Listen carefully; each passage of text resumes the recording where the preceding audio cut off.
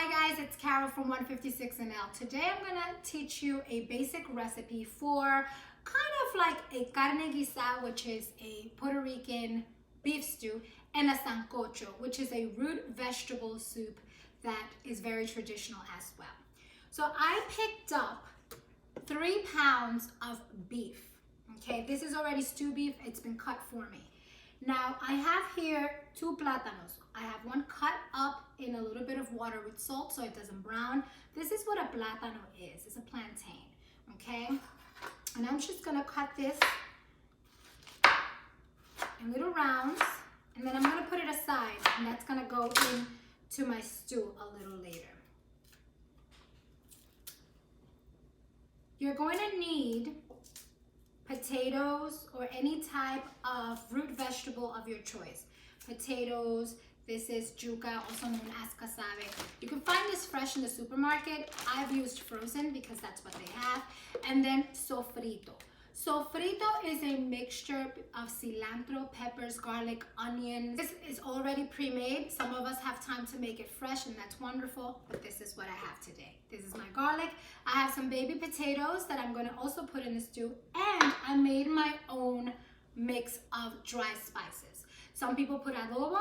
This is my rendition of adobo. It is salt, pepper, garlic, achiote powder, onion powder, paprika, cumin, and coriander. And I will link down below all the specifics, like how many teaspoons you need, in the description box. All right, so as I go ahead and peel these, I'm going to season this meat, and then I'm gonna take you over to the pot.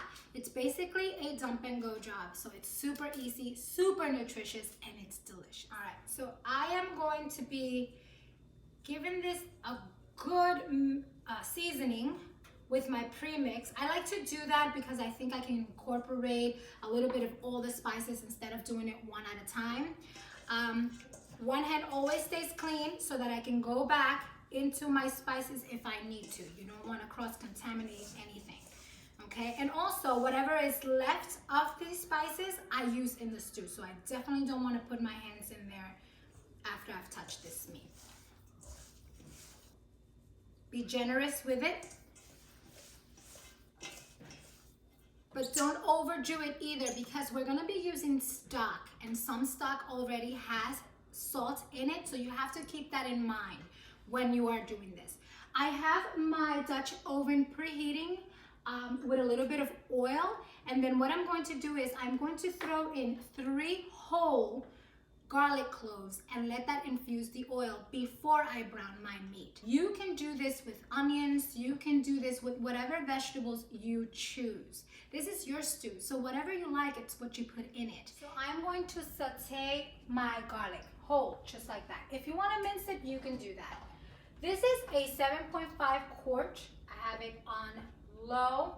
My stove goes from low to high, and 8, 6, 4, and 2 in between. I have it in between the 2 and the 4. I definitely do not want to burn this garlic, okay?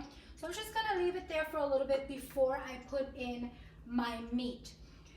You want a pot that can withstand a lot of stuff. You're gonna be putting meat, stock, vegetables, and you need it all to kind of fit in there for you. So you want something that's tall. If you don't have a Dutch oven, a nice big rounded pot, tall pot can do. Stew feeds an army. That's a lot. Perfect meal nowadays if you want to have food for more than one day. Because you can have meat and vegetables all in there, you know, you get a full meal and you don't need a lot of everything.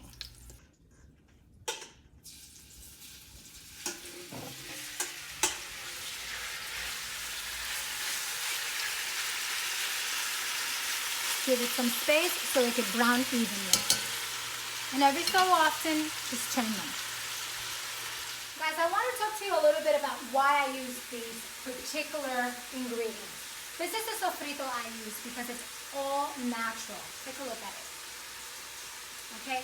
There's no preservatives in this. In fact, it should stay frozen because you want it to last. I also make my own mix because, and for all of you Latinos out there, if you use adobo or sazon, you have to be very careful because they have MSG. Even a lot of the recao that comes in the frozen section, you have to be careful and look at the ingredients because some of them also have MSG. So it's better if you just go ahead and make your own mix. By the way, guys, this smells so good. And we're just browning medium. Take a closer look.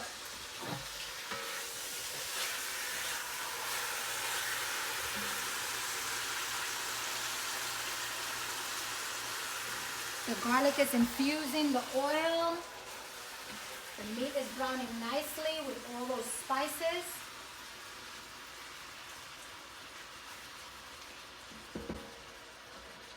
At this point, I am going to add broth. Now, I have my own homemade bone broth. And if you want to know how I do that, please leave a comment down below. And maybe I'll do a video on that. It's super simple. But it's loaded with nutrients. If you do not have bone broth and you have chicken broth, go ahead and use that. If you don't have any broth, because nowadays that's a true possibility, just use water.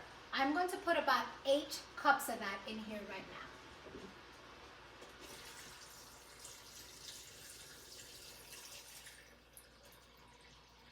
And 8 cups, it's just kind of like give or take. It could be a little bit more, it could be a little bit less, just enough to cover your meat by like an inch. Later on, you might have to put more liquid. And I went ahead and I put my stove on high. Okay, so we want to cover it up. And this is also when we're going to put a tablespoon of this sofrito.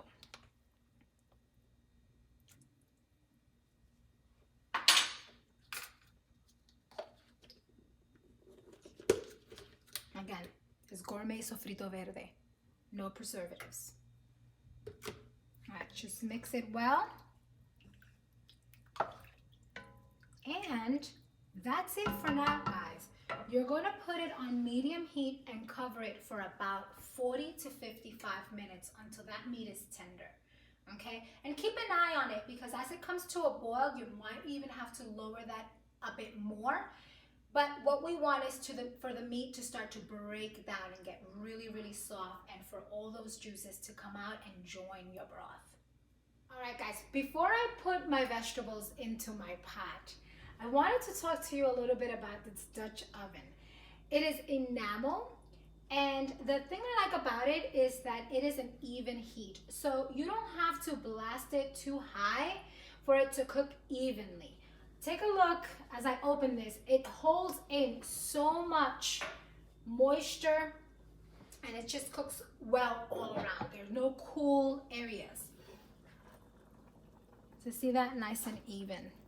All right, so the meat is kind of breaking down.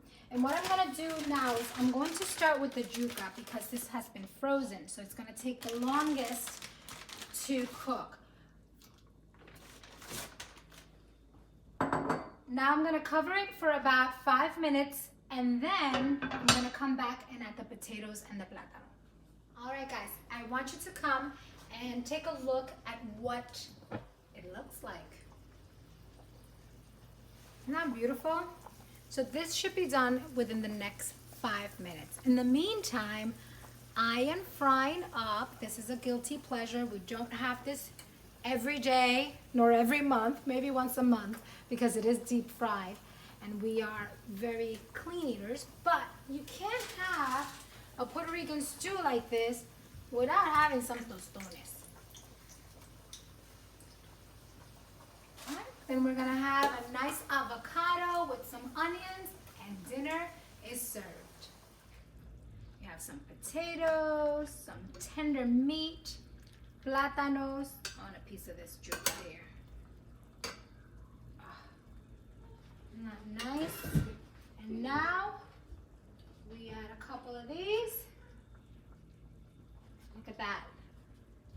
Isn't that beautiful? Well, it's piping hot, but I am going to enjoy this. See that? All right, guys. Thank you for joining me, and I will see you soon. Buen provecho.